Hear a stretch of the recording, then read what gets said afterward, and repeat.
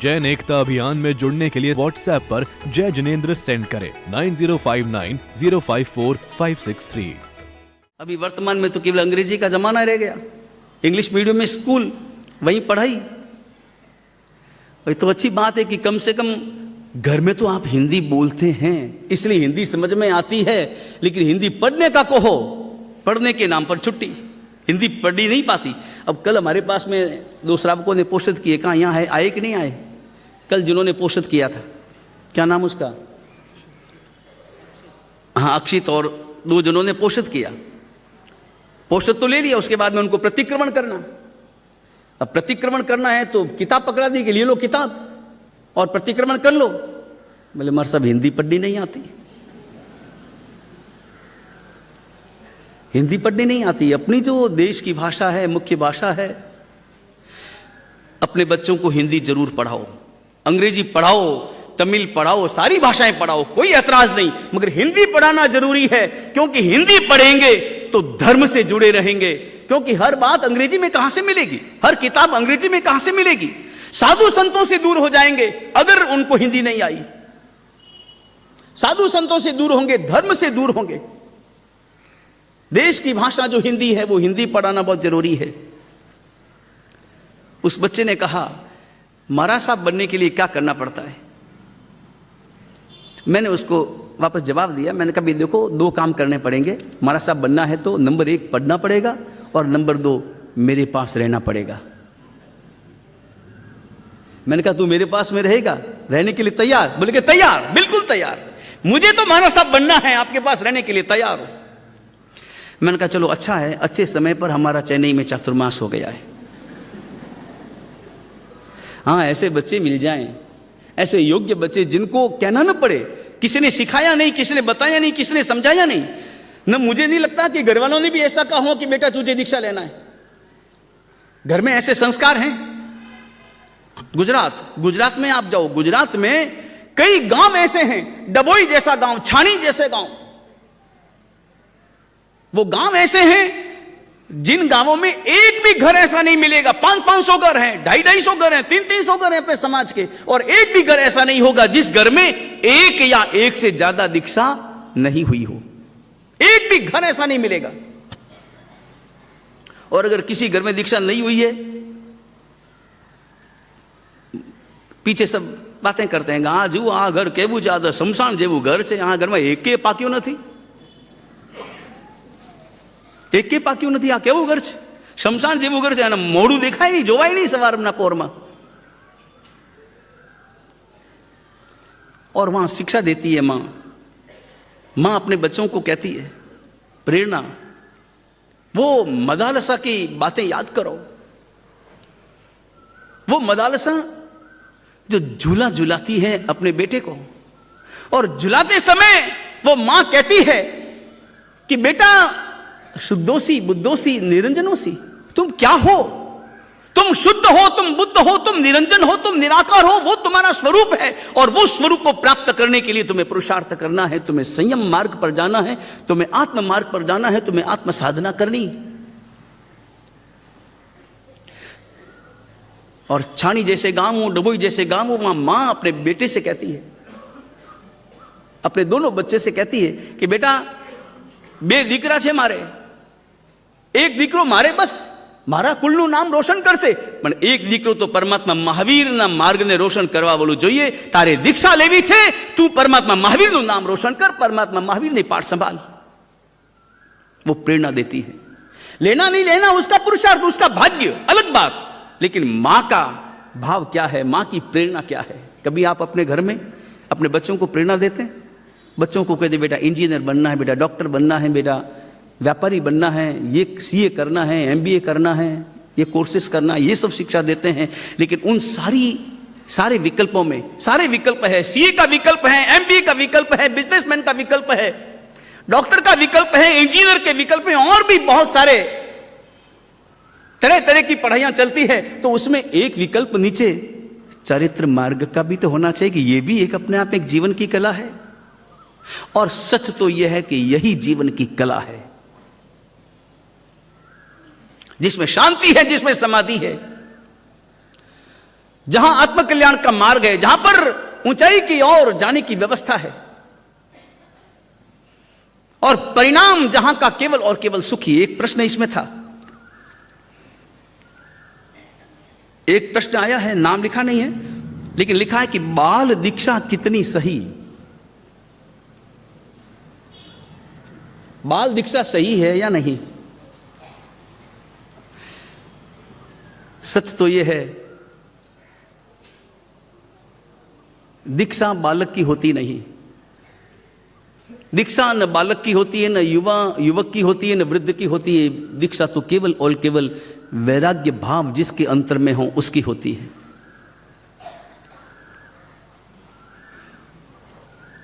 दीक्षा लेना कोई सामान्य बात। और एक बात और समझना, बच्चे और बड़े में एक बहुत बड़ा अंतर है। बच्चे और बड़े में, बड़ा कभी कभी कोई प्रश्न करो तो उसके जवाब में स्थितियां, परिस्थितियां, पूछने वाला कौन, मुझे क्या जवाब देना है, मैं जवाब दूंगा तो उस जवाब का असर क्या होगा, जवाब का मेरे व्यक्तित्व पर असर क्या होगा, यह सब सोच करके जवाब देता है। बड़ा कभी भी कोई जवाब दे, उदाहरण के लिए एक बच्चे से पूछो, बच्चे कितने निर्दोष होते हैं, बच्चों से पूछो कि बेटा तुझे गोरी बहू चाहिए कि काली बहू चाहिए, क्या जवाब देगा? तुरंत जवाब देगा कि नहीं देगा? मारवाड़ में ऐसे प्रश्न करते हैं ना सीधा सबके सामने, बेटा तुझे गोरी बहू चाहिए कि काली बहू चाहिए? गोरी बहू चाहिए। बच्चे को कोई पूछा तुझे एक थप्पड़ मारूं या 2 थप्पड़ मारूं, तो क्या जवाब क्या देगा? 1 थप्पड़ मारो। जवाब उसका सरल, सीधा, स्पष्ट। और बड़ों को पूछो कि तुम्हें गोरू बहू चाहिए कि काली बहू चाहिए, जवाब देगा? वो सोचेगा, मन में जवाब सब स्पष्ट है लेकिन जवाब देगा नहीं। बड़ा अपने मन की बात छिपा सकता है लेकिन छोटा नहीं, और छोटे से कभी भी आप जबरदस्ती कोई काम नहीं करवा सकते, करवा ही नहीं सकते। एक बालक दीक्षा लेता है तो इसका मतलब है कि उसके अंतर में पूर्व भव के संस्कार जागृत हुए हैं, अन्यथा नहीं हो सकती। दीक्षा लेने के लिए कभी तैयार नहीं होता, वो देखा देखी नहीं काम करता। और दीक्षा लेना, और छोटा बालक भी दीक्षा के योग्य है अगर उसके अंतर में वैराग्य का भाव पैदा हुआ है, और बड़ा भी अयोग्य है यदि उसके अंतर में वैराग्य का भाव नहीं है। यहां योग्यता और अयोग्यता की पहचान की परीक्षा उम्र से नहीं है, यहां योग्यता और अयोग्यता की परीक्षा उनके अंतर के भावों से है। और दीक्षा लेना कोई सामयिक लेना जैसा नहीं है, 48 मिनट के बाद में घर चले जाएंगे। दीक्षा लेना औषध लेने जैसा नहीं है कि 1 दिन के बाद में घर चले जाएंगे। दीक्षा लेना तो जिंदगी भर का काम है, जिंदगी भर का काम है।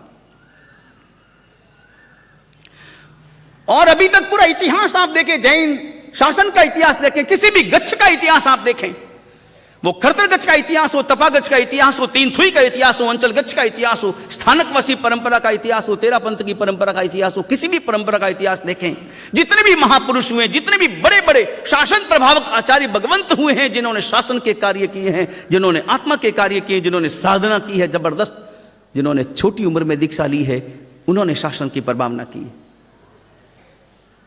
दादा गुरुदेव जिनदत्त सूरी महाराज, मणिधारी दादा गुरुदेव जिनचंद्र सूरी को याद करो। मणिधारी दादा गुरुदेव ने कितनी उम्र में दीक्षा ली? केवल 6 वर्ष की उम्र में, केवल 6 वर्ष की उम्र में दीक्षा ले ली।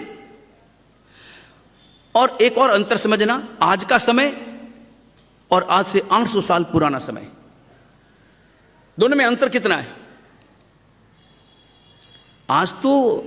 आज का बच्चा, छोटा बच्चा, 8 वर्ष का बच्चा दुनिया जानता है मोबाइल के कारण से। और अब तो वर्तमान में तो काका हाथरसी ने एक,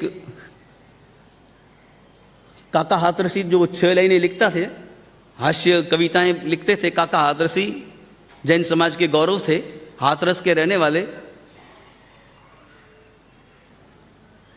काका हाथरस ने एक बार लिखा था कि आने वाला समय ऐसा होगा कि बच्चा जो पैदा होगा, अब वो कविता तो मुझे याद नहीं है, उनकी कविता थी, वो छप्पे बनाते थे,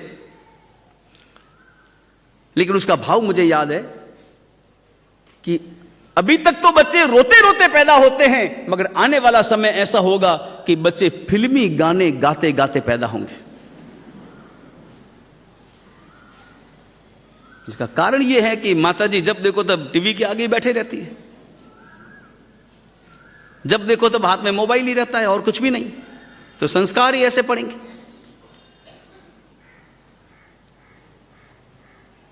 मणिधारी दादा गुरुदेव केवल 6 वर्ष की उम्र में, और आज तो अगर 10 वर्ष का बच्चा सारी दुनिया समझता है। आप घर में बड़े बूढ़े हो ना, उनको पता नहीं है कि ये मोबाइल कैसे चलाना है और ये क्या नाम, ये रिमोट कंट्रोल कैसे चलाना है, मगर बच्चों को सब पता है। लेकिन आज से 800 साल पुराना बच्चा, 800 साल पहले का बच्चा, वो बोध कहां था? उस जमाने में केवल 6 वर्ष की उम्र में दीक्षा लेना और मात्र 8 वर्ष की उम्र में आचार्य पद पर प्रतिष्ठित हो जाना। क्या वो साधु रहे होंगे, क्या वो संग रहा होगा? और दादा गुरुदेव के केवल और केवल मणिधारी जी एक ही शिष्य नहीं थे कि एक ही चेला है और उसको आचार्य बना दो। हजारों साधु थे, हजारों साधु। और दादा गुरुदेव जिनदत्त सूरी ने तो विक्रमपुर में एक ही दिन में, विक्रमपुर वही अभी जहां पर दादावाड़ी बनी, वो दादा गुरुदेव मणिधारी जी की जन्मभूमि और दादा गुरुदेव जिनदत्त सूरी जी महाराज की कर्म भूमि, पीढ़ी के द्वारा जहां पर दादावाड़ी मंदिर का निर्माण हुआ, वो बीकानेर के पास, वो फलोदी के पास कभी यात्रा करने के लिए जाना। प्रथम दादा गुरुदेव की कर्म भूमि, वो विक्रमपुर में जब महामारी फैल रही थी और दादा गुरुदेव का चमत्कार जब वहां पर चला, और परिणाम यह हुआ लोगों के हृदय में उनकी गुरुदेव की देशना श्रवण करके जो भाव उमड़े और जो वैराग्य प्रकट हुआ, एक साथ वो अपने आप में जिन शासन के इतिहास की जबरदस्त घटना, ऐसी घटना आज दिन तक हुई नहीं। पूर्व में कभी गौतम स्वामी भगवंत के समय में और परमात्मा के समय में जो घटनाएं घटी, वैसी घटना। एक साथ 1200 दीक्षाएं, 1200, जिसमें 500 साधु और 700 साध्वी जी महाराज। तो दादा गुरुदेव जिनदत्त सूरी जी के कितने साधु रहे होंगे, और वो साधु भी पढ़े लिखे साधु, विद्वान साधु, संयम पर्याय वाले साधु, और केवल 2 वर्ष के दीक्षित साधु को आचार्य बना दिया। तो प्रतिभा रही होगी, विद्वत्ता रही होगी। बिना प्रतिभा के, बिना विद्वत्ता के और बिना पुण्याई के, जबरदस्त पुण्य, प्रचंड पुण्यशाली उन साधुओं को, मणिधारी जी दादा गुरुदेव को तो नमन करते ही हैं, मगर नमन उन सब साधुओं को जो उनसे भी बड़े थे और उन्होंने स्वीकार कर लिया। ये सामान्य बात नहीं है। केवल 6 वर्ष की उम्र में दीक्षा, तो छोटे उम्र में जिन्होंने दीक्षा ली है, दीक्षा हर कोई बच्चा लेता नहीं, हर कोई बच्चा दीक्षा का अधिकारी भी नहीं है। दीक्षा की प्रेरणा हजारों को दी जाती है, लेता वही है जो निमित्त को कारण बना देता है। हर कोई निमित्त को कारण बनाता नहीं है ना, और संसार के निमित्तों को कारण बनाना बहुत आसान होता है, बहुत जल्दी आदमी बनाने की चेष्टा करता है, बहुत जल्दी बनाता है। लेकिन धर्म के निमित्त को कारण बनाने में व्यक्ति बहुत संकोच करता है, बहुत संकोच करता है। उसके लिए भी तो पुण्य ही चाहिए, जबरदस्त पुण्य ही चाहिए। इसलिए बाल दीक्षा का विरोध हो नहीं सकता। योग्य दीक्षा का हमेशा समर्थन है और अयोग्य दीक्षा का हमेशा विरोध है। अयोग्य दीक्षा कभी नहीं होनी चाहिए, योग्य दीक्षा सदा सदा होनी चाहिए। तभी तो परमात्मा महावीर का ये शासन, ये परमात्मा का शासन श्रावकों के भरोसे चलने वाला नहीं है। ये परमात्मा का शासन श्राविकाओं के भरोसे चलने वाला नहीं है। ये परमात्मा का शासन साधु भगवंतों के बल पर चलने वाला है। और ध्यान रहे, अकेले साध्वी जी भगवंतों के बल पर भी चलने वाला नहीं है, हो नहीं सकता। और शास्त्रों का तो यहां तक विधान है कि अगर किसी समुदाय में ऐसा कोई गच्छ हो, ऐसा कोई समुदाय हो जिसमें साध्वियां हो और साधु एक भी नहीं रहा हो, एक भी साधु नहीं हो, क्या करना?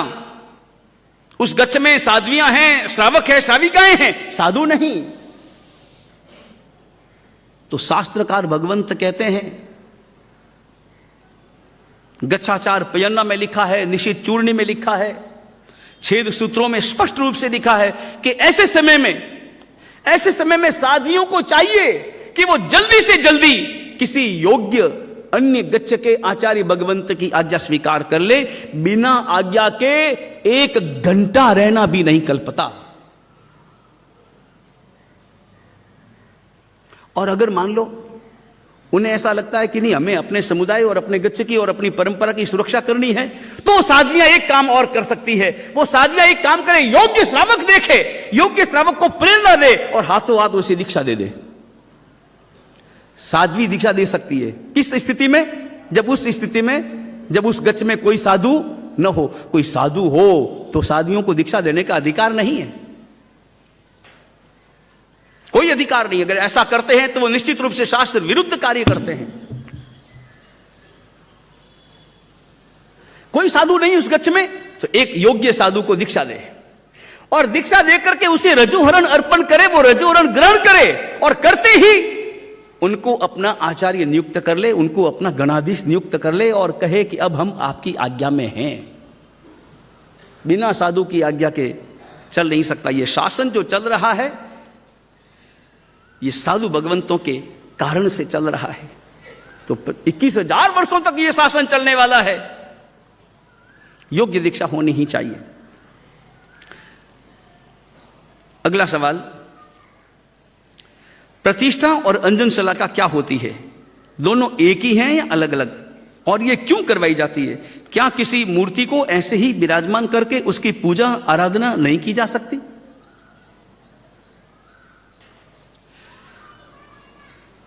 देखो, सबसे पहले हम ये समझ लें कि अंजन शलाका है क्या। अंजन शलाका और प्रतिष्ठा में भेद क्या है? अंजन शलाका का अर्थ होता है प्रतिमा को भगवान बनाने की विधि। प्रतिमा पाषाण की है, पाषाण की प्रतिमा को भगवान बनाने की विधि का नाम अंजन शलाका। और प्रतिष्ठा अंजन शलाका होने के बाद, यानी भगवान होने के बाद उनको विराजमान करने का विधान प्रतिष्ठा है। जैन एकता अभियान में जुड़ने के लिए व्हाट्सएप पर जय जिनेंद्र सेंड करें 9059 054 563।